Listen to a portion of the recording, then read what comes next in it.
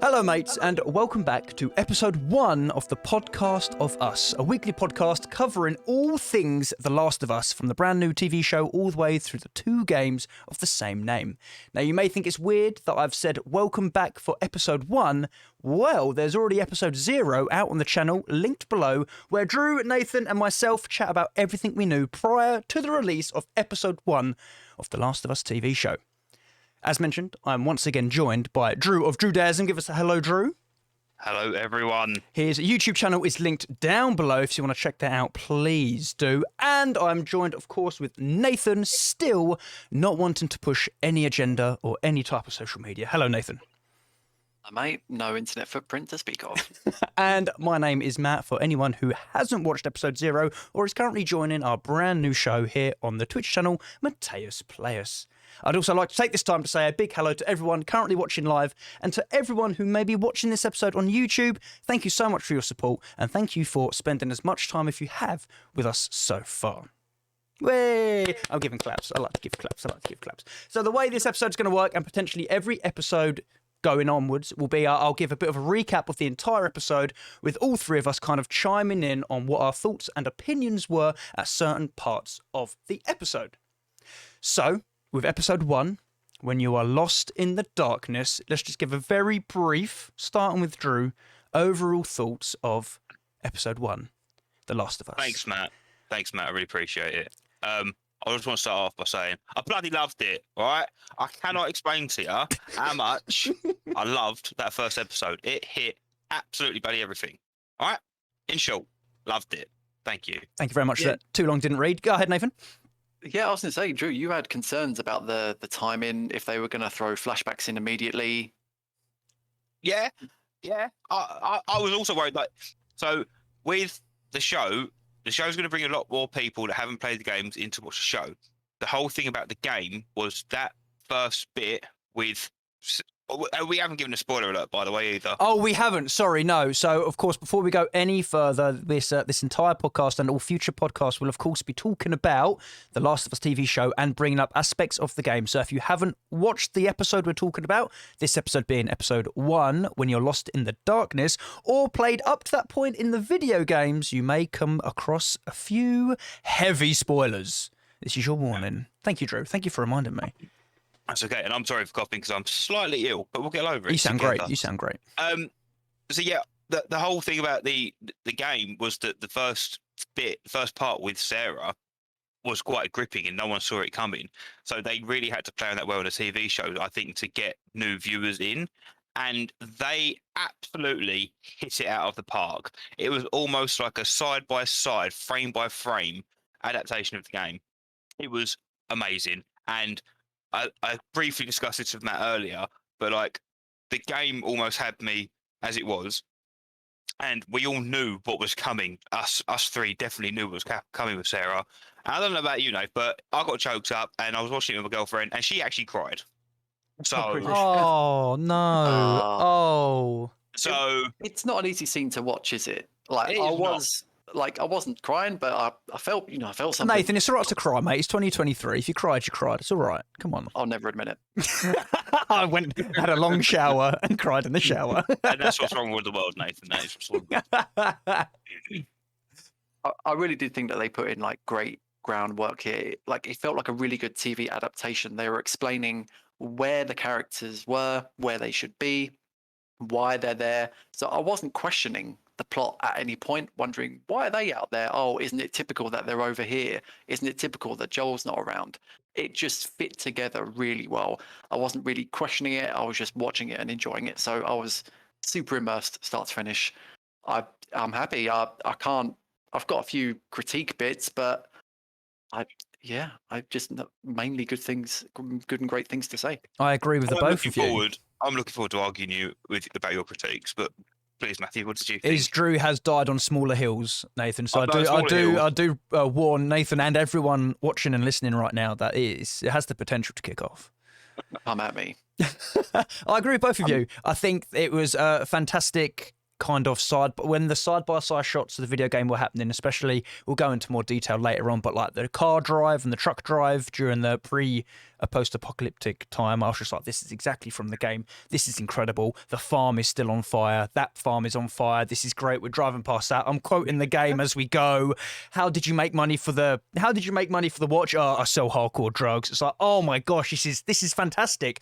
But at the same time like that, I'm like, I don't know if it's a gift or a curse that I've played The Last of Us Part 1 and now can quote this brand new TV show while I'm sitting in a room with the rest of my family who haven't played the games yet completely, and I'm so jealous of them, completely immersed in this brand new world and universe, and it is just being delivered to them like a bit of perfected artwork, and I'm there going, oh, Sarah dies soon. I just felt like I just felt guilty. I felt bad. I don't know if it's a gift or a curse that I know what's going to happen, but it's given enough change. Like we'll discuss about it in a second, but the whole 1968 talk show with the scientists, to my knowledge at least, wasn't in the game. So that's brand new content about the potential of how the entire thing kind of kicked off and started. So I think it's just so incredible that even though we've played the games and we know what's going to happen, there's still little bits of sprinkling of,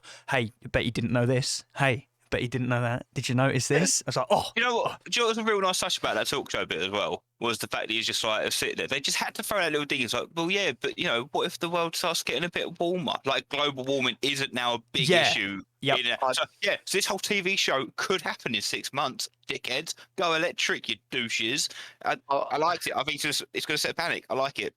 I was genuinely uncomfortable. Like I was like the host. I was like, shut up. What are you talking about? In fact, that's silly. And by the end, I was like, you're engrossed by it, aren't you? I mean, like literally 2 days before I watched the show, BBC brought out, I was looking at an article on their main page that talked about scientists not knowing enough about mushrooms. And then I watch a show, and now I'm like, we should pay attention to this. We should check out the mushrooms and go to the bottom of the ocean, because we do not know what's going on down there, and we do not know about mushrooms. We might have a serious pandy on our hands. I'm just saying. As per, to keep it in line with the episode 0 as well, we'll go off topic and discuss another TV show. But there is also a big thing on Netflix about mushrooms and about how they are just insane, and the studies they've done for hallucinogenics, for healing. And if you're intrigued by mushrooms, you should watch it. It's quite good. It's quite scary how weird they are. But yeah, no, that whole 1968 talk show thing was gripping, and I even loved. I don't know. You felt like as you started becoming engrossed by it, so did the entire audience. I know it's a TV show, but you became engrossed of it just at the exact time they panned to the audience, and everyone's like, shut the fuck up, and no one's making silly jokes anymore. And this guy's just so calmly, he's got such a great voice actor as well, just so calm and just clear, and he's just like, no, we're all fucked if it gets a bit warm. And yeah, like I said, I think it just really helped kind of set the tone that everyone in the world right now knows about global warming, and that how much of a big issue it is. And again, it wasn't touched upon. And the pandemic, absolutely. And we are so not prepared for like anything. And it was just like in the game, you're like, oh, cordyceps and mushrooms. And yeah, you've seen David Attenborough's talk about it and how it infects the ants, and the ants go up high, die, spread the spores, and it moves on. You're like, oh yeah, and they even bring it up in the talk show. Yeah, but that's just for ants. It's not in humans. And just the scientist goes, oh yeah, and he dibs off his cigarette because everyone's smoking back there. He dibs off his cigarette and takes a swig of whiskey or beats his wife or something. It's the 60s. And then he goes like, yeah, but what if the Earth gets warmer? And it's like, oh my God. It's like, here I am sitting in 2023.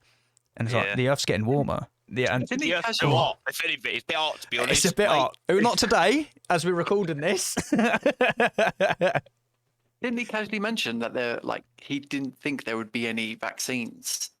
He was saying fungus. He just explained how this would work and take over the body, and the muscle doesn't deteriorate because guess what penicillin's made out of? It's made out of the mushroom that's it's made out of fungus, and the mushroom's growing inside you. So that's how they keep going, and it just gives us so much more information about these things that are going to play such a huge part in this fantastic TV show. I mean, we've touched everything on 1968. Is there anything else anyone would like to say?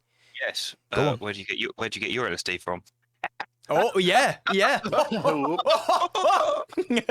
joke there from the talk show host. I was here for it. I liked it. I liked it. And it was just 2 words that really set the tone. It's like the host asks, what will become of us if that happens? And the scientist just turns around and goes like, we lose. It'd be The Last of Us. It's like, oh, he said the thing. Oh, if he said that, I would have stood up and clapped. Absolutely. 50 years before, how did they know? And then it was a go on. great start. Yeah, It was a absolutely. great start to go. And then it went straight into the credits, opening credits, which was, the music, everything. I loved it. It's Game of Thronesy, I feel, but I liked that. I think Game of Thrones is also kind of HBO-y. HBO know one thing, and that is how to ruin a final season or something, and how to make incredible introductions. I didn't like the Game of Thrones intro. Now, I like the start of it. I get the theme tune, great theme tune. It went on for too long.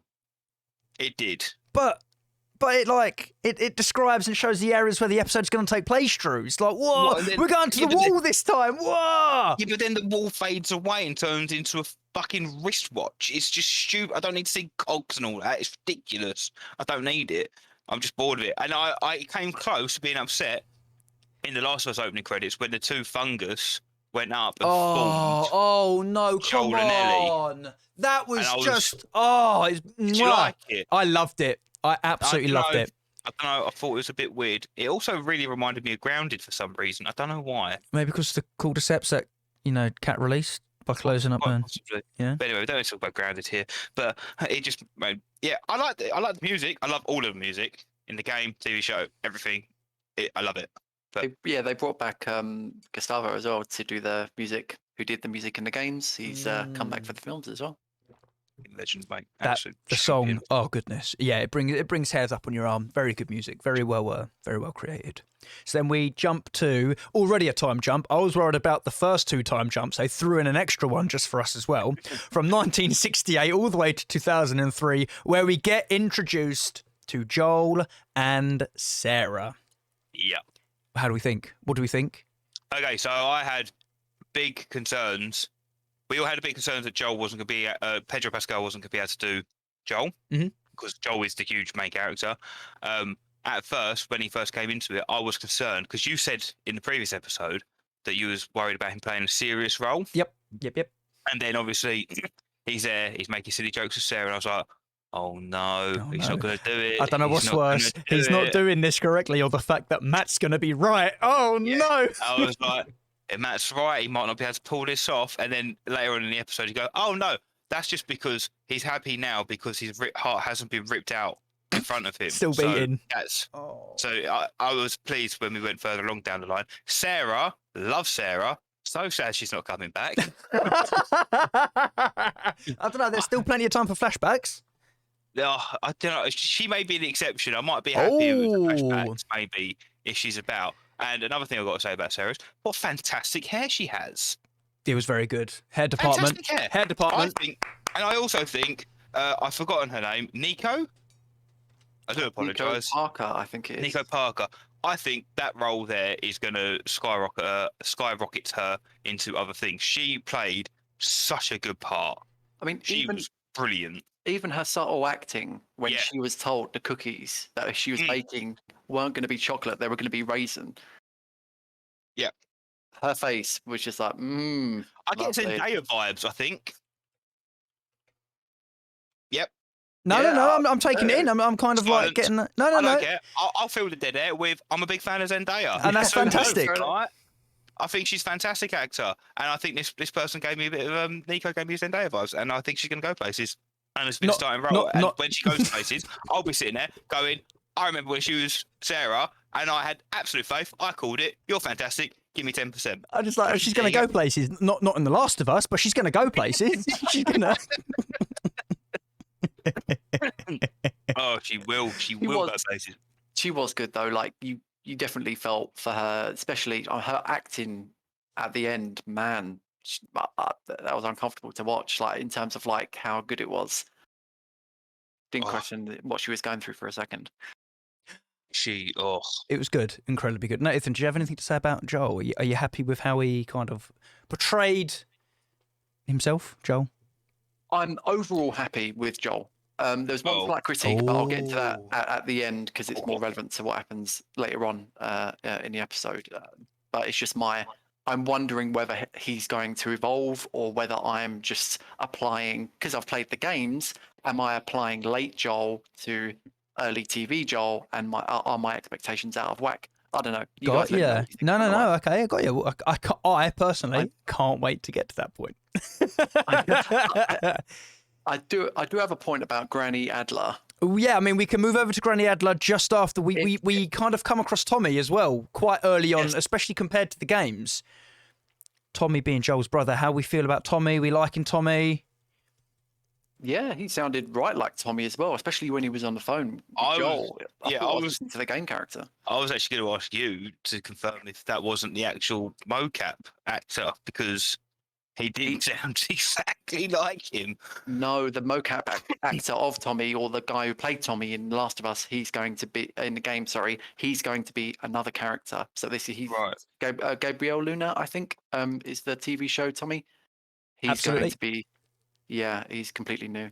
So there's going to be 2 characters in this TV show that sound exactly the same. If they have a conversation together, I'm going to scream. Oh, well, yeah. I think we should have this as a little podcast for this series where us 3 have to try and figure out which character is the mocap Tommy just by hearing his voice. So is that it? Is that him? Is that it? I'm going to watch it with my eyes closed next time. We have to try and find him. We have to try and find him. Okay, so we leave the house and we meet the neighbours, the Adlers. Creepy Adlers. I already got creepy vibes, and that wasn't even before anything happened. But Sarah pops around later on, and I can't. Just Granny Adler, wheelchair bound. She seizes up. We all know what she is. She's clearly infected. The dog knows. I was like, my goodness, you're gonna rip my heart out in a bit when it comes to Sarah. If you do anything to this dog, I'm gonna have to call in sick for work tomorrow, because it's just dogs in popular TV and movies. I just go straight back to Will Smith choking out the dog. What is it? Oh, what's the film called? I Am Legend. I Am Legend. Oh my gosh, I just go back to that, and I just can't. Or is it the second Telltale series of Walking Dead as well? Oh gosh, yeah. Oh, savage. But no, the dog's okay. The dog's fine. The dog is fine. The dog runs away. I hope the dog comes back. That was a very well-trained dog. It knew how to claw on the window. It knew how to kind of be upset. It knew how to growl. Very smart dog. Nathan, what did you have to say about the Adlers? I have when I first watched it, I had a bit of a conspiracy about Granny Adler. When I finished watching it the first time, I was thinking, how did she get infected? Oh, okay. So straight into theories. Okay, go. If there's no spores and no one French kissed her with tentacles, how does she get infected? And I was rubbing my head about this initially, thinking, where's this going? And I was initially thinking a bit crazy, and I thought, because when Sarah and Joel first leave to go to the pickup and speak to the neighbors, the son-in-law, Mr. Adler, or the son, is feeding biscuits into Granny Adler's mouth. And I was like, are those fungus biscuits? Are those mushroom? Very things chewy. They're very chewy. Popping into her mouth. And I thought, well, that could be how she gets infected, because how else, And I was thinking Sarah's going around the house later. If she eats those biscuits while she was baking cookies, I mean, quite frankly, she got the better ending. But I realised it was a bit off the rail, so I had to actually rewatch it to think, how did Granny Adler get infected? And I think I pieced it together. Did they not mention something about it being in the hospitals first? I know, and that's kind of to the city. Yeah, and that's kind of myself thinking about part 2 as well, and going into the hospital as certain characters, and just how infected and disgusting it is in there. So is it something that maybe starts off in the hospital? But again, like you say, Nathan, I thought the bites were now how they were spreading it through the tendrils, which look gross, totally gross. I realised my fungus biscuit theory may not have been going any place, even though I did like that theory, but whatever. The car conversation did say Joel and Tommy were like, it probably happened in the hospital. They were taking them to the hospital fairly regularly. And then Sarah was like, oh, but you've been to the hospital. And he's like, not as much. In the Yeah, but I'm arsed. in the quarantine zone, they had a sign up that said "time to full infection," and then it says like open wound on the face, neck, face, and head. You would get infected in 5 to 15 minutes. Torso, arm, and shoulder, or your hand is 2 to 8 hours infection time, and infection via the leg and the foot, 12 to 24 hours. So given Granny was probably at home all day or most of the day, I'm thinking that at the hospital something pricked her leg or foot to infect her. She caught it at the hospital because if it was on the neck, face, or head, she would have turned too quickly. So I think that's the most probable cause for Granny Adler for the 3 people out there who cared. I just thought it was Who cared about Granny Adler? I thought it was an interesting side note. That was the only thing from the plot that was making me think, hang on, how did that happen? But I think they kind of answered it. It was We now have just. to discuss about how everyone else got infected in the streets now as well, because I don't have any theories about that. Oh. Well, we kind of follow Sarah going to school and she notices something with one of her classmates kind of having a bit of a weird twitch going on. And I forget what this is called in media, but it's when the audience knows something that the characters in the show don't. So this infection... Oh my God. Go on. I never picked up on that. Did you not? The guy, the kid next to her was kind of twitching, his hand was going. And I thought that was just her looking at his watch like, oh, I'm going to get Joel a watch. Yeah, I thought that was like a watch reminder, but I did watch it the second time and it wasn't a watch. It was like a gold bracelet or something. Yeah. It wasn't actually a watch. So No, now you say that. Yeah, I thought that was... I didn't yeah. pick up. Well, this is why we do this, guys. This is why we do this, for things that we might have missed out. But yeah, so Sarah's noticed this kid next to her kind of twitching away. So this infection's obviously out there. Is it maybe something that lays dormant until it gets to a certain degrees? That's what they mentioned during the chat show at the start. But you know, I'm sure there's going to be a lot of theories out there, and maybe a couple of things that we may have missed ourselves, the 3 of us as well. I want to know what the lady said in the clock shop. Yes, absolutely. I watched it with subtitles on because I do like to watch TV shows like the subtitles on. You do tend to get a couple of bit more noises going on in the background. You heard a little bit about what was said on the radio with Sarah, Joel and Tommy about something going off and they don't quite know where it is. I've lost the name at the moment. Jakarta. Yeah. It's in Indonesia, which goes to another theory that we can talk about in a bit if you'd like, about how the infection goes around. But yeah, with the subtitles on, you don't hear about what the watch shop owner's wife says, but something's obviously stirred her up and worried her. So again, that's potential that the infection's already started. Yeah, I mean, that spread fast. So they were saying it was happening in Indonesia, didn't they, when they was on the radio? And then all of a sudden... a day goes past? Yeah. And that's when it's then kicking off. But going back to the Adlers. Yep.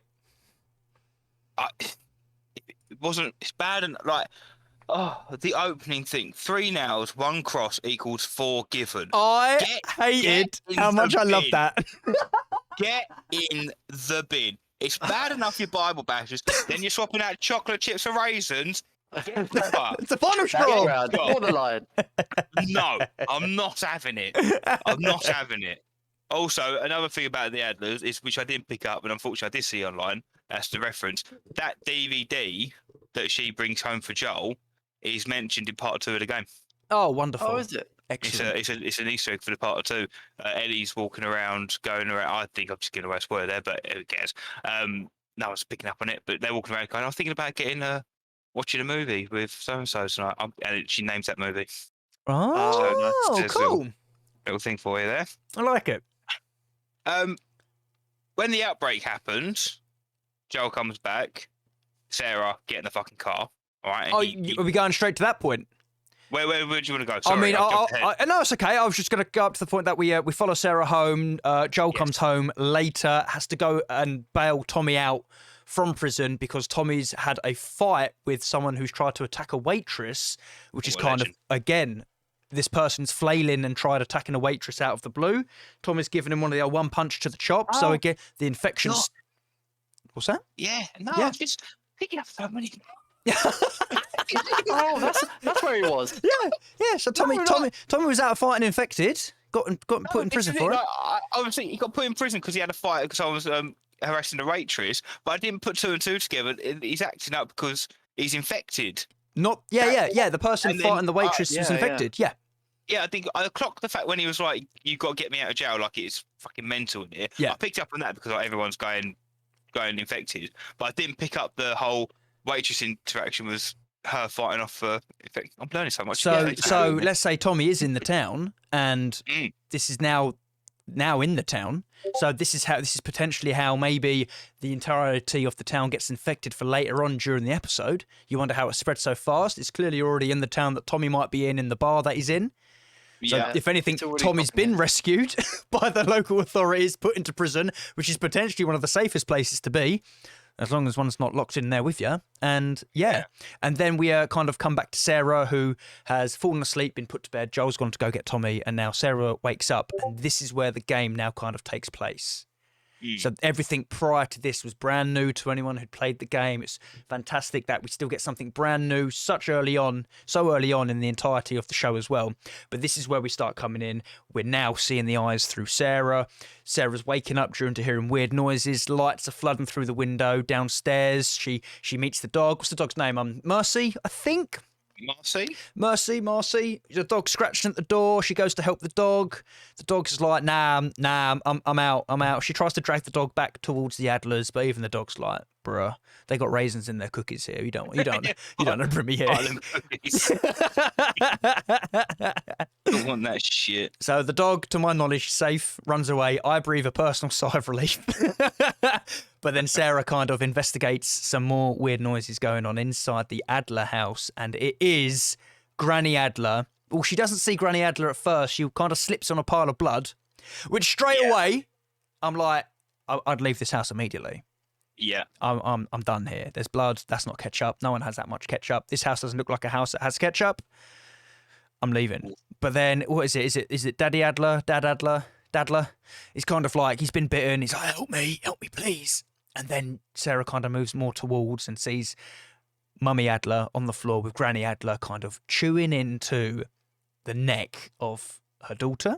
And this is our first kind of introductions to not only the infected, but more importantly, how this infection is now spreading. Because if you look closely enough, you can see these weird little tendrils kind of out from Granny Adler's mouth. I don't want to use the word penetrating, but I'm going to use the word penetrating, and kind of going into the neck of Mummy Adler. Yeah. Thoughts? Views? Do we like it? Do we not like it? What was our thoughts while this was kind of happening? Yeah, it's a good way to have it instead of just the typical zombie biting a neck. It's more of a passing on the fungus, isn't it? It's quite a good way to kind of twist it, especially if you don't have the spores. Yeah, no, I'm fine with that kind of transmission method that they use to. It's quite scary as well, having the idea of having like these weird, gross mushroom tentacles. I'm like, yeah, I would avoid that. Yeah, I'm surprised Sarah didn't run sooner, to be honest. Actually said there, no, thanks for that. Yeah, avoid zombies at all costs. Thank you. Don't tip of the day. Don't kiss a runner. I'm just saying, don't kiss a runner. I just find it a bit disappointing that what set Last of Us a lot away from a lot of other things for me was the fact that it was airborne. And that these spores, and with heavily infected areas, you have to put on a mask so you don't breathe it in because that's the main source of infection. Yeah, you can still do it through bites and whatnot and possibly scratches, but I was like, oh, wow, this is such it can get anyone kind of thing. So I'm a bit disappointed that they've had to kind of go back on such a big transmission method of breathe it in, you're dead. Because that set so many scenes apart for me in the game where your point of view and your vision was blurred because it's just such a heavily infected spory area. But like we spoke about in episode 0, I understand Drew brought up a good point that maybe they've done it so they don't have to wear massive gas masks, which then kind of hides the talent for it. Yeah, but I'm a bit. It was gross, and I hated it. I hated looking at it, and I hated the noise it would made. But it was I was just a bit disappointed that they're not going with the spores. Personally, I reckon they'll still have those weird spory looking areas, but they'll just say it's dust. I mean, yeah, I saw the camera zoom in on some dust. I was like, so you can do it. You can look at dust. You could have done it. You could have done it, but you didn't. You teases. You're all teasing. They're all fucking teases. I was going to say, Denise got herself killed, didn't she? When they were going into the pickup truck to like drive away. Right. Yeah. Joel was like, Denise, get back inside. God damn it. Oh, yeah, in the background. Yeah. And then- Why is he advising her to get back into the house when he's clearly getting in a pickup truck? If I were going to be like, but you're going in the truck, mate. Why are you going in the truck if I'm safe for my house? You get back inside your fucking house. And she got out of order, mate. I She got thought Joel and Tommy would have hit Granny Adler with the car to save Sarah, personally. But maybe they didn't understand what was going on. But he did something way worse, and he got was it a wrench? Big old wrench, and just gave her one little. Yeah, Granny Adler was already inside at that point, so when the car was pulling up anyway, so they didn't have that time. Yes, Sarah's run away. Granny Adler's made this horrific noise of a newly infected person, and kind of twisted her ankle on the way down. Like, oh, my ankle. Yeah, goddamn. She had a slip and a tumble, but I think also by them introducing the infected through Granny Adler, it goes to show that everyone that these aren't Walking Dead zombies. These are fast zombies. Yep, but they can be quick moving. At first, but yeah, I liked it, and I think he had to whack around the head because it's like Tommy sitting there going, like, what do we do here, Joe? Because everyone's like, am I about to like kill an old lady? Am I about to kill my neighbour? And at the end of the day, what happens in all these scenarios is last minute is this is America, and they just crunch around the face. Come at me, you get in the fucking iron thing through the face. That's it. You got. And yeah, she had it coming. Good riddance to her. Maybe if you put some chocolate chips in your cookies, this wouldn't happen. Yeah. No, I make you right. I do make you right. So they, the three of them set off in their truck. Tommy's got a rifle from somewhere. Go on. Just one more thing. Maybe if the Adlers didn't have their fucking catchphrase as 3 nails, 1 cross equals forgiven, maybe they'd still be bloody alive. Let's see how far that fucking gets them. All right? Infected, eaten, dead. Don't lie. The only scene I have for the drive is just a note saying Jimmy's farm. I think Matt mentioned Jimmy's farm is still on fire. Still burning. Still burning. Poor Jimmy, man. Someone should help that man. Oh, that's Jimmy's place.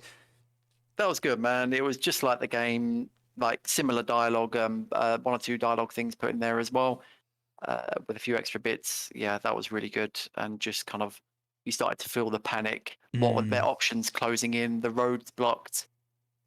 They have to go over the cornfield or whatever it is. In the field, yeah, it's all the tension's building up. So no, I really did like all that. That car thing was brilliant as well, and they teased us with the car that in the game hits them and knocks them over. I was gonna say, I was like, oh my god, here it comes. I was like, oh, the shot, the camera kind of moved around to Sarah. I was like, oh, here comes the car, and I was like, oh, that didn't happen. And then a goddamn plane comes down. I'll take your car crash. Yeah. And raise you a plane crash. Yeah, I was like, oh my gosh. And before all this, Joel had wanted like Denise to get back inside, but then completely abandoned a family on the side of the road. Like, What would you do? What would you do? What would you do? What would I do? Yeah. I'd be like, In that position. Denise, let's go inside. Me and you. Joel leads out the window again. Get inside. Yeah. Get it. I don't care. Get inside. Go around the town. I'm not talking about Denise. I mean the family on the road. I wouldn't have even got to the family on the road because me and Denise are back in the house eating cookies with chocolate chips in them. With chocolate chips this time, yeah. I'm watching this movie my daughter stole from me from the neighbour I just killed, and we are chilling and waiting. Counting down the minutes on my new watch. Yep, waiting for it all to blow over. Oh, mate, no. Would you? So you wouldn't have picked up the family on the road? I would have done, yeah. Of course I would. You did. Absolutely. And that's it. That's it. You are Joel to my Tommy right now. Yep. No, I'm sorry. I think they made the right call. It's a horrible decision to make. But I think they made the right call. Because what if they were infected, mate? I wouldn't have known. Yeah. Well, you would have. No, I wouldn't. I don't know what's going on. When there's 3 chimpanzees in your bloody car, fucking knocking you off the side of the road, they would have got infected and you'd be dead. I guess we'll never know, mate, will we? I guess we'll never know. How convenient for you. How convenient for you. I would have stayed put, man. Like, in that situation, I would have just stayed in the house, to be honest. Like, because everyone's going to be thinking of leaving. So you're going to run into everyone and chaos. Just let that subside for a bit, then go out. That would be my tactic. Yeah, but at that point, though, you're not thinking about what everyone else is thinking. You're just thinking for you. And they're thinking they caught it early enough. But everyone else had the same fucking idea. They're quite late to this apocalypse. And realistically, 66% of their choice was correct, because 2 out of 3 made it. Oh god. That is a good point. That is So a lot of those odds. Tommy and Joel didn't eat those biscuits. Which one of us Didn't three eat wouldn't those have made it? biscuits. If you're using those Me. odds here, you would have been the one. Yeah. Yeah, sod those family off, sod that family off, and crashes into a tree. Chocolate chips. We gotta go, Drew. We gotta go. No, it's not fun. So Yeah, no. you mentioned not thinking straight. The characters, it wasn't. the characters do a lot of thinking while in that car. A lot of questions that I found myself asking myself of like, where is it? What if it's everywhere? Maybe it is everywhere. What do we do? Kind of like the really panicked questions that we get. Sarah wonders aloud, like, what? Maybe it is everywhere. And we kind of get driven into the city in like, is this a one-shot take? Because this is absolutely a fantastic bit of TV right here. I know they've copied it from the game, but it is just perfection once again. And we are in this small city now, kind of like an American city. Of course, it's an American city. It's set in America. But we are just watching this place slowly become an absolutely chaotic area. Planes are falling out of the sky. They're kind of like reversing. There's infected absolutely everywhere. I found it personally so incredibly overwhelming, and I'm in the back seat of a car that I'm watching on TV. Just the amount of people that come running out of this cinema. I think it was a cinema, and it was just like, oh my God, fire everywhere. Everything's kicking off. These 3 characters, 2 of which I know survived this, I just don't know what to do. And they eventually get split up away from each other. They wake up after the part of a plane kind of crashes into the car. Sarah's knocked out. Everyone's knocked out. And Joel and Sarah kind of wake up. He carries her towards her. Sarah's now busted her ankle at this point, so it's having to be carried by Joel. And they get split up from Tommy due to an actual car accident. So I feel that car accident, when they get split up, is their first kind of Titanic moment. Enough for him to get over the car.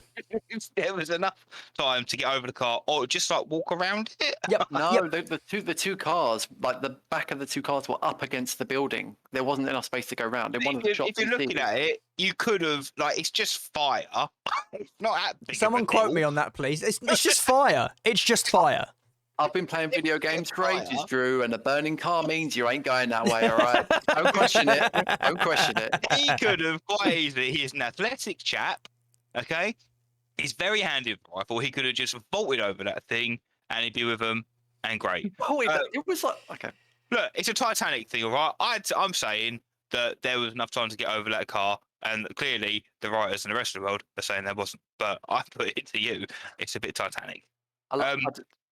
Go on. Oh, I was gonna say, yeah, I do like that Joel was like, just run them over, and Tommy rightly was like, I can't run over all these people. And I don't think it was out of any sort of empathy. I think it was just, look at the amount of mass this car's going to have to go through. I don't think It's a new truck, a smart man. idea to push through. Yeah. And I bought this 3 months ago. Yeah.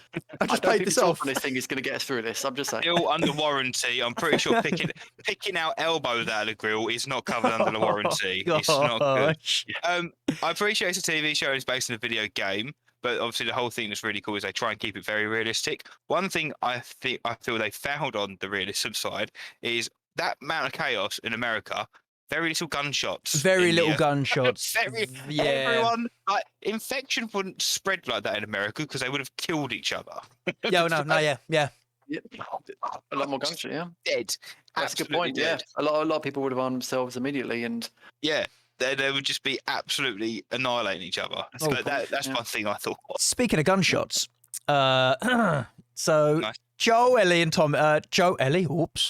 and Sarah are now away from Tommy, and because of the car accident that Tommy definitely could have jumped over, but it's fine. It's fine.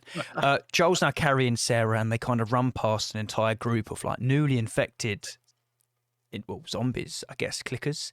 And this moment was a big, bit of a scary moment for me because I think that was the scariest moment of the episode. To be honest, that guy. In all other zombie fiction, zombie hears something or notices someone go past, he goes, "Rah! Rah!"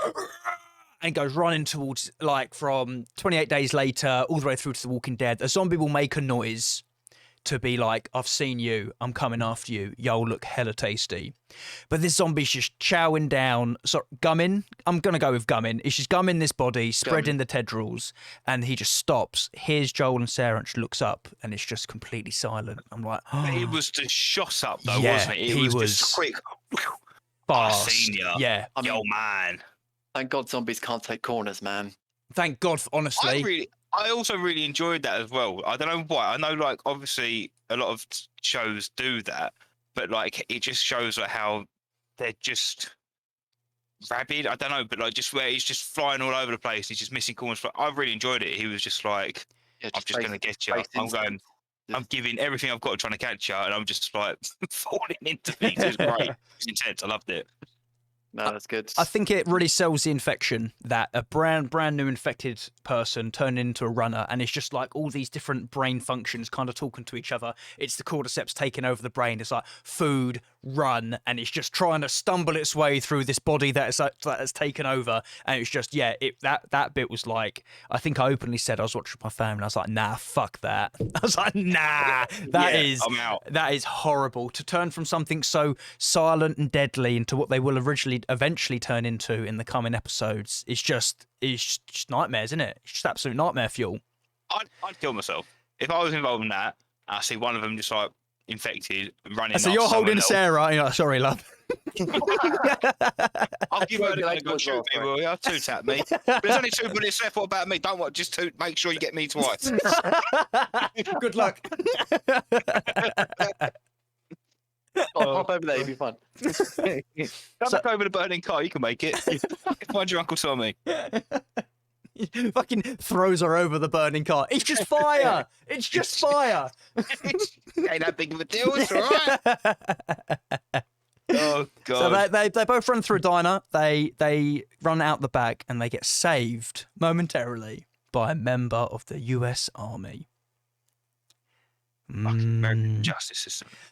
So he's there and he's talking on the radio, and Joel's kind of pleading, my daughter's hurt, has her ankle. Dude, like, she sprained an ankle. Like, come on, man. Come on. Done an ankle. And Soldier's kind of talking on the walkie-talkie. And he didn't say this, and he did in the video game, and I thought this is an incredibly good line in the video game. But he's like, my daughter's hurt. And it's like, yeah, just got a couple of civilians. They're trying to escape. And he's like, sir? And he's like, say again? And then Joel's still pleading, like, it's just us. Come on, man. We're not sick. We're fine. We're not sick. We're not sick. They don't know it's an infection. They don't know what it is. They just think it's something's wrong with people. And in the game, he says, yeah, but sir, it's a little girl. It's like, oh, no. They got a child with him, yeah. Yeah, it's like, dude, it's just a man and his little girl. It's like, oh, no. And he goes, go on. They weren't as clear in the TV show, were they, as they were in the game? No. And I felt like there was no reason to change that, because in the game, you can kind of like, oh, has he just received that message? But in the TV show, it's just like, yes, sir, yes, sir. And he just points up the light, and it's kind of like, you could have... Yeah, you could have fought it a little bit, mate. It was coming, yeah. And it's just heartless. And then he shoots at both Joel and Sarah. Joel manages to get away with just a little graze on his side. He throws Sarah to one side. Joel is saved by Tommy. Sorry, Tommy with the rifle that he found from somewhere. He's walked the long way round apparently, and he's made it just back in time to shoot this army officer in the head. So he's okay with shooting an army officer, but not running over members of the public. It's fine. It's fine. We all do what we gotta do.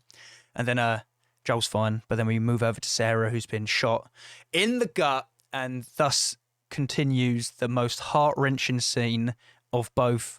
This is the most heart-wrenching scene of any video game I've played, and this is now having to relive this again in TV form, and it nearly got me. It nearly got me. Absolutely. And this scene alone sold me on Sarah, and it sold me, more importantly, on Joel. Yeah, I mean, go on, Nathan. Sarah has completed her character arc as a human shield. Sarah walked so Joel could run. Yeah, the characters evolved plot-wise into human shield, and they've fulfilled their character arc. So good job, Sarah. But no, I did. It was it's a heart-wrenching scene for sure. And I think she acted the hell out of it, man. It was great. She played dead so incredibly well, like the panic, and it hurts. And the Joel, again, is just repeating what he does in the game. He's like, I know, baby girl. I know, I got you. It's going to be fine. And it's just, and he's like, Tommy, help me. And he's like, oh. And it's like, no, stop. And it's like, it's like, oh, and Tommy's like, Joel, man, Tommy knows how this is gonna go down, and it's just, oh gosh, I'm crying, but I've started crying. yeah, oh god, No. it's so true, it's so true. She stops, and then I start, we all start, and then it's just the cut to black. And it's like, I was expecting an advert at that point, I must say. I was like, cut to black, same. black. Time to talk about the new Toyota Prius. Like, no, you can't do this. On discussions of breaks, I'm sorry for the unprofessionalism, but I've got to go feed my dog quickly because she's driving me up the wall. That Feel free to continue, is and I'll no problem. jump straight back in, but she's driving up the wall and she will start barking soon, so I will be back in 2 minutes. Not a problem. Thank you for letting us know. Okay, welcome back, Drew. Hello. So, just to recap, we have just seen Sarah get gunned down, and we have now jumped 20 years into the future of 2023, and we are now introduced to 20 years later, Joel, and we are introduced to Tess as well. And I will say the soldiers at the Boston militarized zone are absolute savages. I thought when that child found the safe zone, went inside, got his neck scanned, and it came out red, I was like, yeah, red means good, right? Red means not infected. I thought that was one of my points, because I was like, when I watched it the first time, I did not connect the dots between that and the next scene at all. I was like, because at first I saw it and I was like, well, that's not Ellie, is it? Wait, what's going on? But then I realized it wasn't. And then, I saw the red thing. I was like, well, red is negative, right? Negative test. Red means good, right? I thought it was the first flashback of Ellie at first, and then I triggered as like, oh, that's a lethal injection. That is. They're giving this kid the spill, man. It's gonna be great, man. You're gonna have nice food. You're gonna have like nice There's toys puppies over there. Yeah. I was like, they treat people great here. They're so nice. They're giving the kid food. They're being really nice to the kid. They're going to give him what he wants. Great. Like, I don't know where the kid came from. Don't know how he survived out there, but hey, kids come in. It's all good. And then, it's only when I watched it the second time, I was like, hang on. Something doesn't add up here. Wasn't that kid I don't wearing? like the show no more. I don't like the show anymore. Wasn't that kid wearing an orange shirt into the fire pit? I was like, Jesus Christ! It also really symbolised how like zero fucks Joel now gives, because he had like no problem just burning that kid. Yeah, we meet Tess. Yeah, kid. Was that not Tess? That wasn't Tess. Was that not Tess? Oh, I thought that was Tess. Oh, okay. Random worker. And that's why she was like, I can't do this. And he's just like, he picks it up and he just throws it to the flames. He's like, I'm dead inside. I need these fire food stamps. I need these. And I was like, Pedro's turn up. Pedro's turn up. And I was like, he can do it. He's nailing it. I love it. Well, he's doing what he needs to do, right? Because he was saying how he would take out of the choice of the sweeping job on the streets and the sewer job. He was like, yeah, give me the job with the shit. I'll take that. I don't care. Whatever pays more. Yeah, I'm here for the money. Oh yeah, but the man's also selling drugs. Like, yeah, mate, he's got side hustles. I mean, he's a hustler, man. He's hustling. In the games, wasn't he a gun smuggler? Yes. I think a general smuggler. They did drugs. Okay. They did guns. It's just in the game. I thought he was smuggling guns for Robert, and that's what Robert screwed him over on, was the guns. But in this, it's a car battery, because Joel is on a secret mission of his own. And again, I'm not too sure if this was in the game, but he's on a mission to go find out what's happened to Tommy. I don't know if he just stumbled across Tommy while escorting Ellie across the way. Correct me if I'm wrong, but I think that is for the TV show as a driver for them to go out. I don't remember in the game Joel looking for Tommy at all. Yep. It was a kind of like, and when they were on their journey, Joel was like, "Oh, Tommy's over at the I won't say, but Tommy's over at the place," and let's just happen to go there. I don't think it was planned from the start. So I think they did that to move to be honest, it does fit and work. It gives the reason why they're leaving. It gives a reason why they're connected with Robert, which then connects them with Marlene and that situation and how plans change for her. It links in all very nicely. And yeah, no, I've got no issues with that. That's good. Yeah, really, really nice. So speaking of, kind of Tommy and how Joel kind of carries himself around in the safe zone, we are introduced to Tess, and Tess is currently what I thought were negotiations that she was leading, but actually she's been captured by Robert. I looked at the scene, I was like, Dad, this woman is an absolute monster in the games. This could get squeamish. And then I see she's the one all beaten up. I was like, oh, hang on a minute. Negotiations are not going that well at the moment. But, they were short. Negotiations were short. she's got the old bubbly eye, but don't worry about that. But she claims, because obviously Robert was feared. But the impression I got was that Tess got jumped by these lads who obviously didn't know who she was, and then they come back to Robert with his chick, and he's like, "Oh, you fucking jumped her. She's a lunatic." And then he's like, I'm sorry. And she's like, look, it's cool. I'll let it go. And he's like, yeah, but I'm worried about your boy. And she's like, the boy answers to me. I don't think he does, Tess.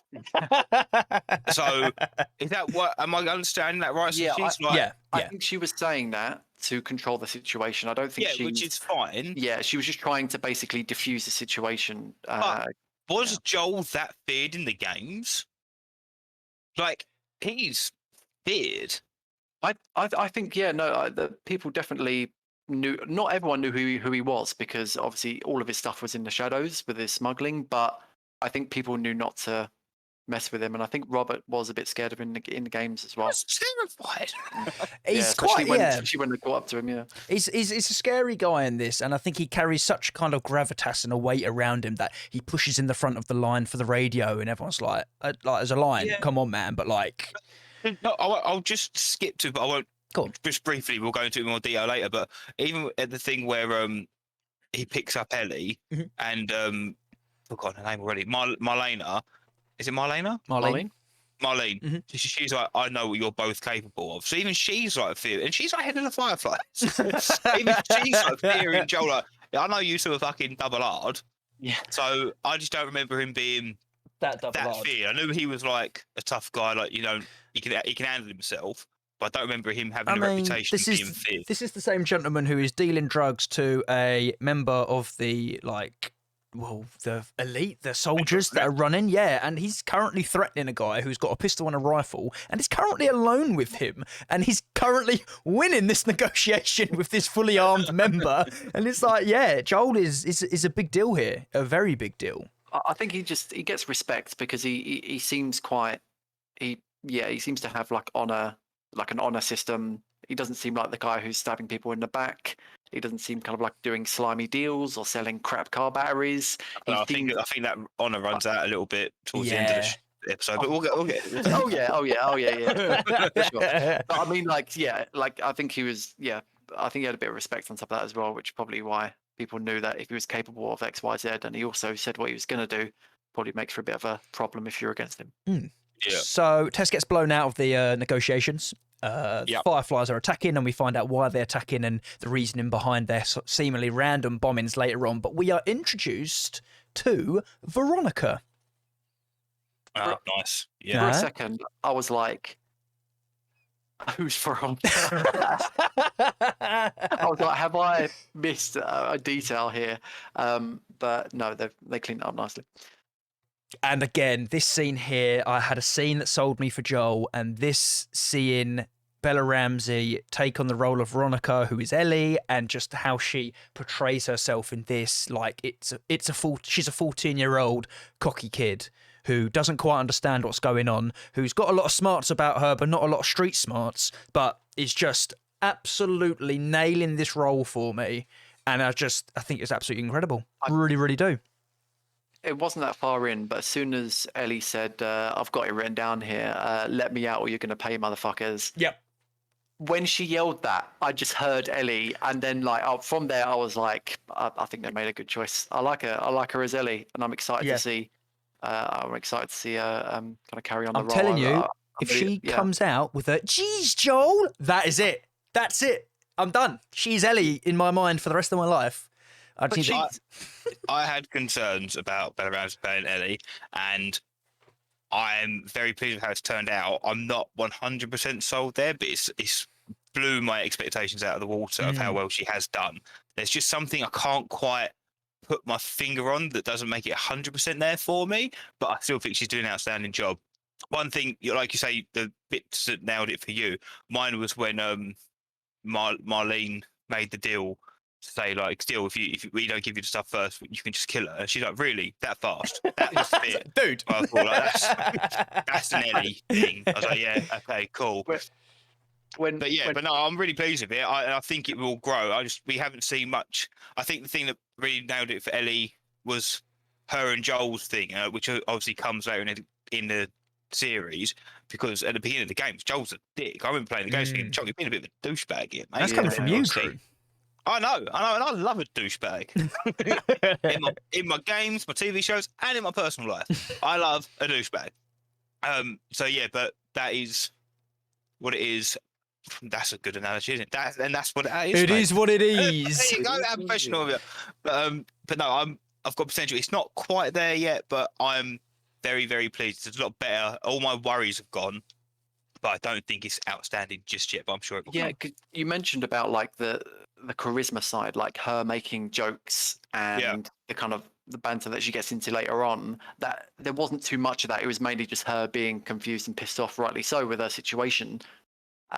But yeah, it's still to be seen, kind of, if she's going to nail all the jokes and that kind of side of her as well. She plays a good 14-year-old as well. I can't believe that actor is 19 years old. Well, she's English as well. Is she? Yeah, she's from like Nottinghamshire or something like that. Like, on TV. That's a shame. That's a shame. So she's got an English accent, but like naturally, and then she's put in all of that American accent, which just blows my mind. She even the mannerisms as well are just so like she plays the part really well of just being a young girl who's like stuck in that situation that, like you say, doesn't really know how to deal with this scenario, has got that tough girl approach, but realistically doesn't know that it won't take much for you just to get dead, mate. Reel in a bit. I like when Marlene's negotiations with Joel and Tess as to whether they're going to take Ellie, and Marlene's like, yeah, you should take her because I know what you're capable of. And Ellie just turns to Marlene like, what are they capable of? You're leaving me with these people? It just cracked me up like, what do they do? They took my knife. I liked Marlene's bit as well. It's like, look, take as much as you want, but like, I am bleeding out, so could you get the fuck? This is, well, we can jump to that scene if you'd like. Nathan, sorry, you're going to say something. I would say, what did you guys think of Tess in the end? I don't remember Tess that much in the. Oof. I can't go into it too much until I'm guessing next episode. Which I think Kat's already said, like, if so and so happens in this, I'm gonna be fuming. So I was like, ooh. I like Tess in the show. Yeah, because I mean, yeah, I can't go into. I think I have more to say on Tess in the next episode. I think. Yeah, no, fair enough. Yeah, her role continues. So no, fair enough. Yeah, but I like for the time being, and I like it when she's like to Robert, like, I'll tell Joel she's got jumped by some kids, whatever, and then she's like, and I really want you to fucking hurt Robert. I'm like, yeah. Everyone. One thing I was confused about: are Jess and Toll, are Joel and Tess a thing? I'm sure they were never a thing in the games. In the game, I think it was there was never any indication of that, as far as I remember. But in the TV show, like, yes, they spoon, and that's okay, Nathan. That's okay. I respect a man who wants to be Little Spoon. You know. Oh no, that's fine. But does it hint that they had more than just like a friend business relationship? We can't all be manly like you, Nathan. Be big spoons and holding our tears when children die on TV shows. Nathan, people can cuddle when they're not together, you know. I just want to make sure you understand that. People can just put that on the side burner. Yeah. I mean, we can talk after this if you want, but I think it's been hinted that they are together, but I also feel that it works better if they're not an item, to be honest. Yeah, same. Like close, but not together. I think, again, not to bring too much into it, but I feel that we'll find out more of their relationship in how reactions are made in the next episode. Yep. If stuff happens in the next episode. Because if it's just like, we're pals, it's all right. Sorry about this. So, oh my God! It's like, definitely chuck one upper. Right. Okay. Jesus Christ. Right. Okay. Well, I feel this is going into what's going to happen territory. So let's move on. Sure.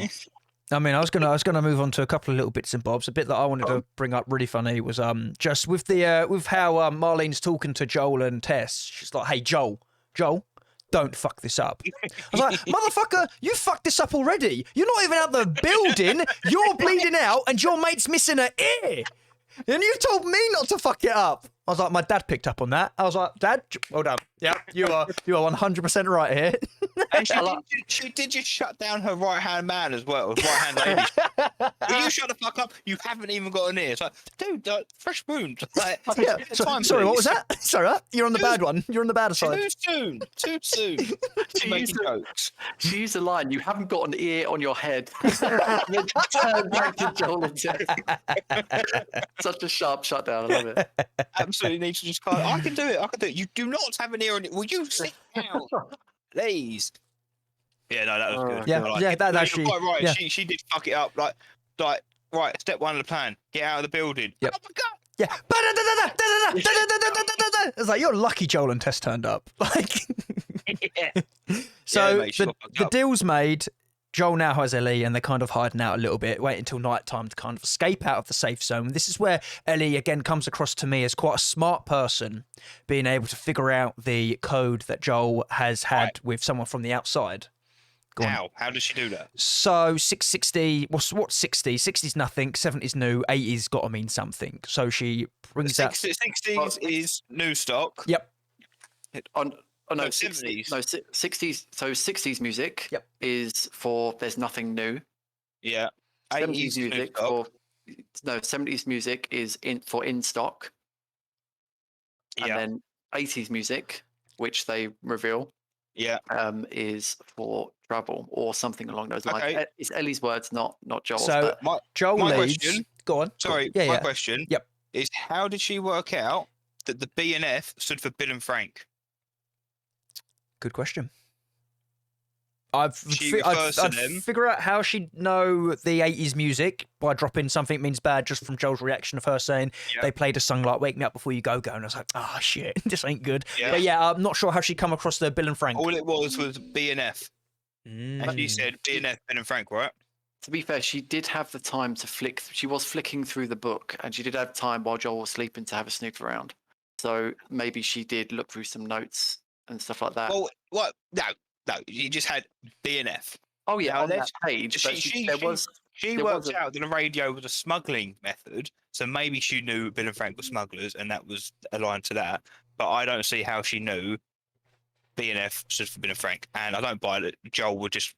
Why would Joel wake up one day and go, I wish I made another note somewhere to explain what B and F was? Well, the book that she opened already had like pieces of paper in separate to the book and other pages, and she had hours by herself. And Joel was like, "Make yourself, you figure out what to do." And I think that she used that time to read more than just that one page. I'm with Nathan on this.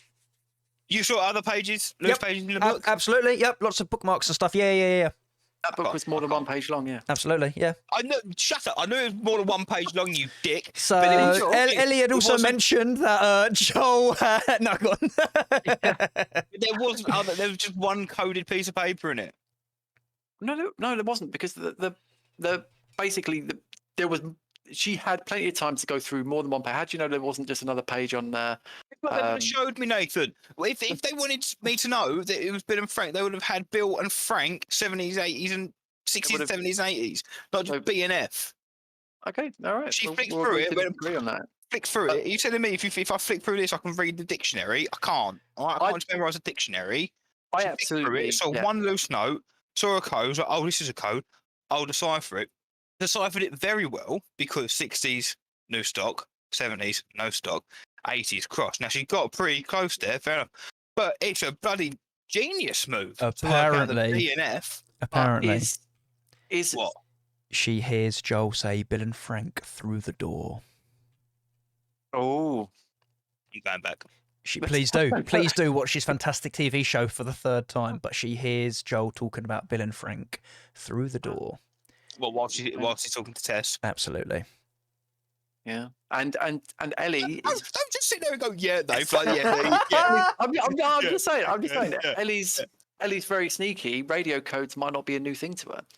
People have to in this very oppressive Fedra-run quarantine zone, people need to be sneaky in how they communicate. So this radio codes might be a frequent thing for people who Maybe, and I stand by it. But until I go watch that back and hear him say Bill and Frank through that door, that is a slip up. It's going to be really obvious now. It's going to be like Bill and Frank. Yeah.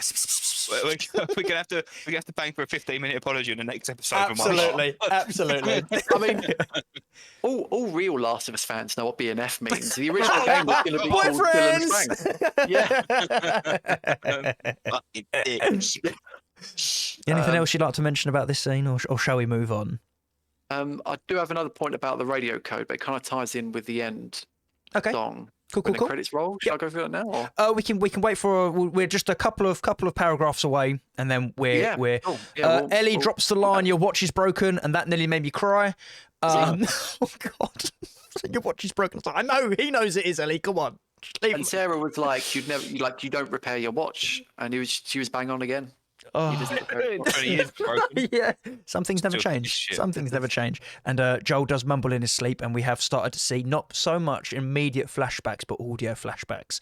I just wanted Drew's opinion on that. Was he mumbling? Well, he mumbles in his sleep, but when he goes to sleep and when he passes out due to the drugs and alcohol, he does hear flashbacks of Sarah and what happened that night. Does that count as a flashback for you? Nah, I don't mind that. Yep.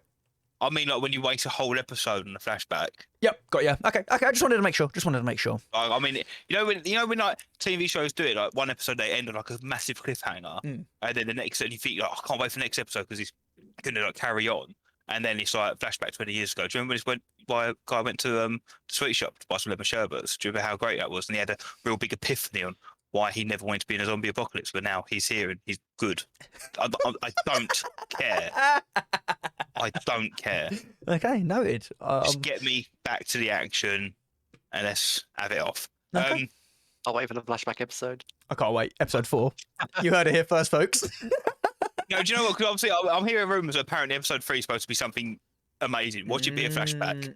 3 episodes in flashback. Yeah. You mother. It'll be the bloody carousel scene, wouldn't it? It'll be the fucking motherfuckers. I'll be so upset. Oh.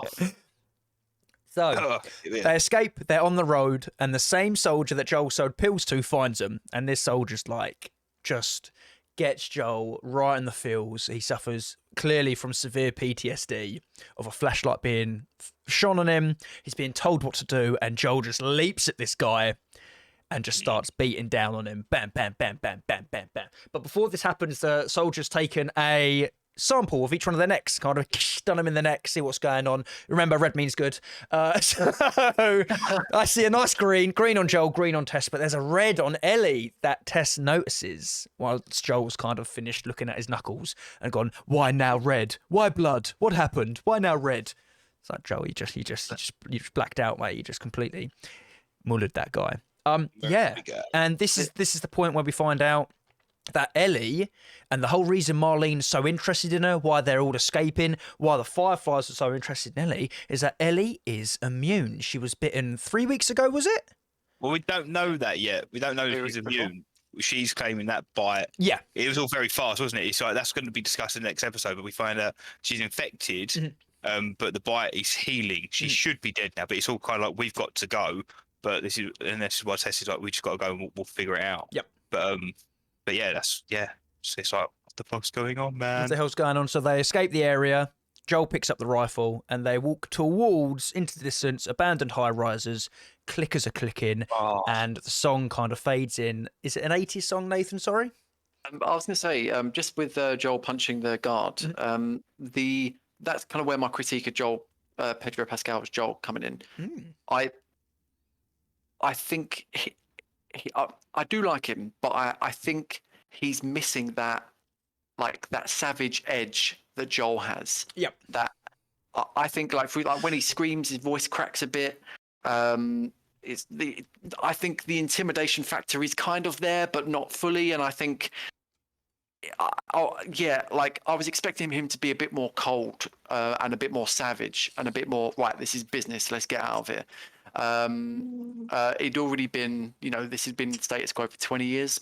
Yep. I was expecting him to be a bit more rough and ready already, rather than kind of perhaps being a bit more kind of, oh no, I've punched a man. You know, it's kind of like Et tu, Brute? So it might be the case that the longer we get through the episodes, the more savagery maybe we'll see in his character develop. I'm not too sure if Pedro's hit that range yet, or if that's the peak. Or, I don't know, we'll see. But I was just expecting a bit more rough around the edges. Are you angry at a guy having a moment to himself after brutally killing someone with his bare hands? It was just the thing that struck me is that he was doing it like he was. I don't know. He had more regret than I thought he would have. For someone who's lived in this world for 20 years and has potentially killed before.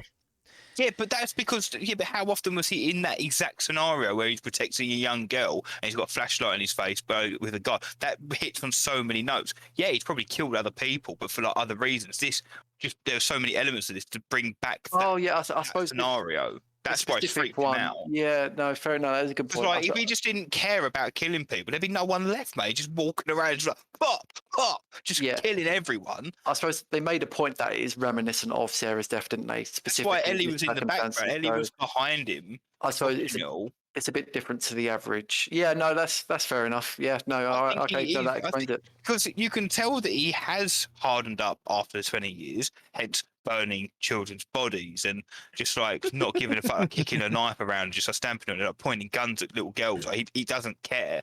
But that was a combination of all the factors of his actual child dying in his arms because some dick in a vest pointed a gun at him.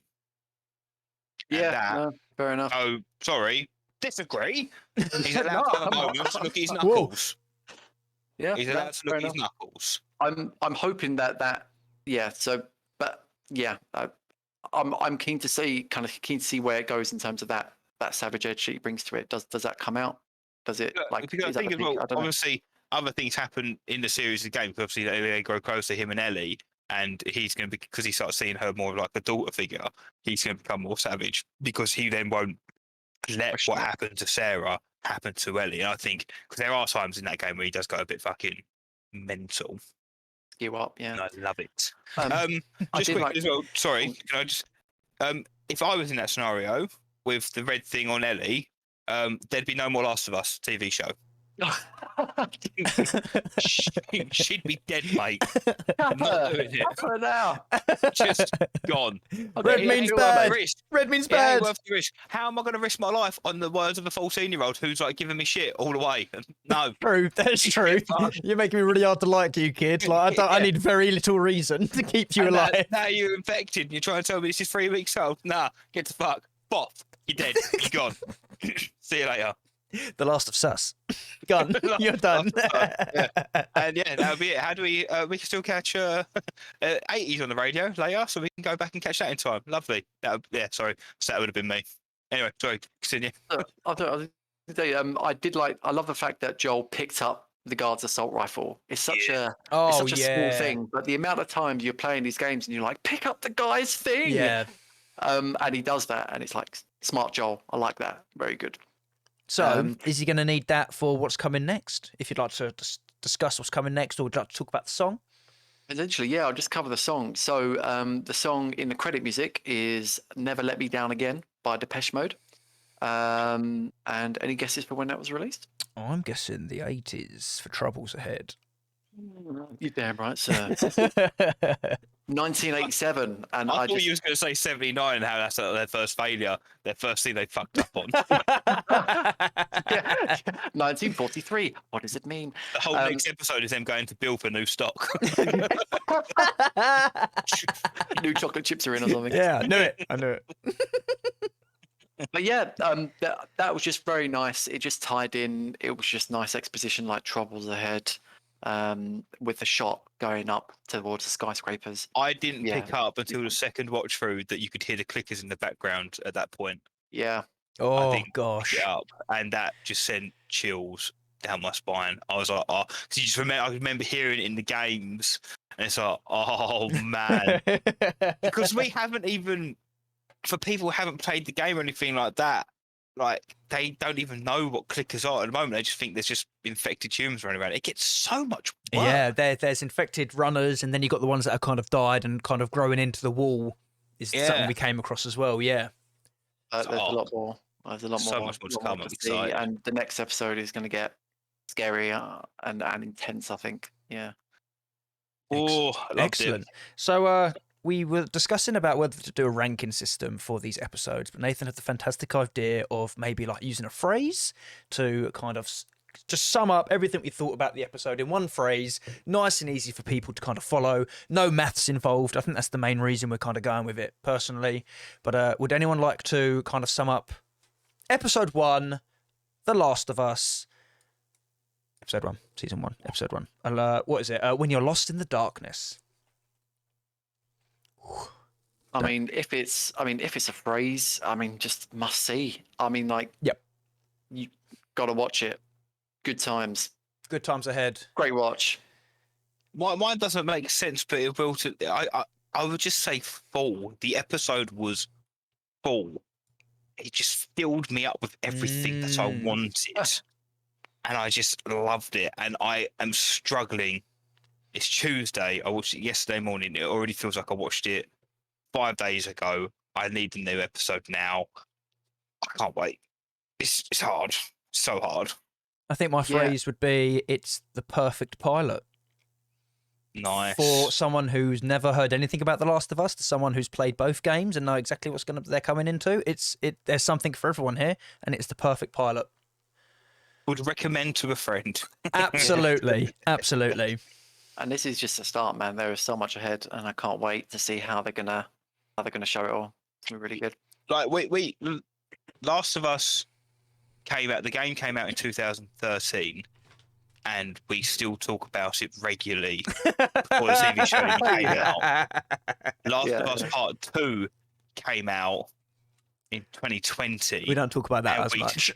We don't get that. But we get so angry talking about that. We get so like filled up, passionate. So we can just talk about this for ages. It's just, I could go on and on. I feel like we've covered quite a lot here. I've discussed everything that I wanted to discuss, and I can't wait till next week's episode. This is what's this, an hour and a half so far? We are pushing an hour and 20 minutes. That's not including the brief little break we had in the middle there. So I do apologise to anyone who is listening to the full rendition of this. I may have gone into a little bit more detail than needed with the recap of the show, but this is only our second episode overall. I think you nailed it, man. I think I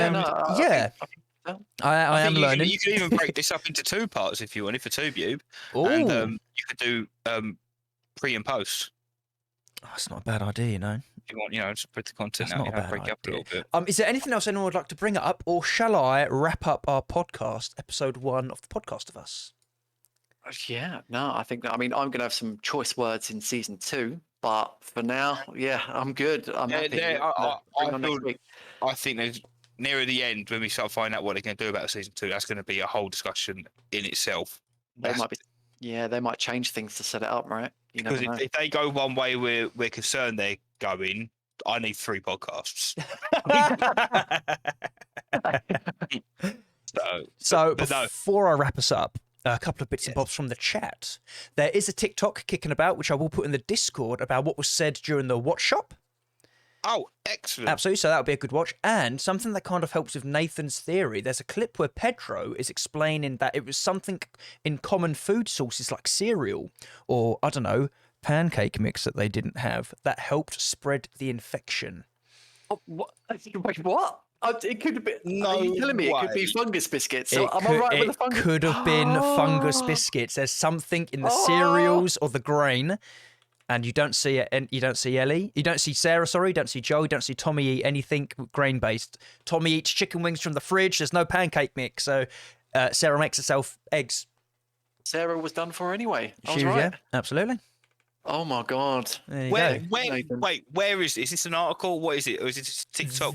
This was something posted in our chat. I'm sure there'll be something else posted in our Discord. I'll also have it linked in the YouTube description. But for now, that is now the end of episode 1 of the podcast of us as we reviewed episode 1 of The Last of Us, When You're Lost in the Darkness. Thank you all so much for joining myself, Drew and Nathan. If you ever enjoyed yourself, please consider hitting that like button down below, hitting that subscribe button, and maybe even joining us live every Tuesday, 7:30 GMT time, as we will go again next Tuesday and discuss the next episode.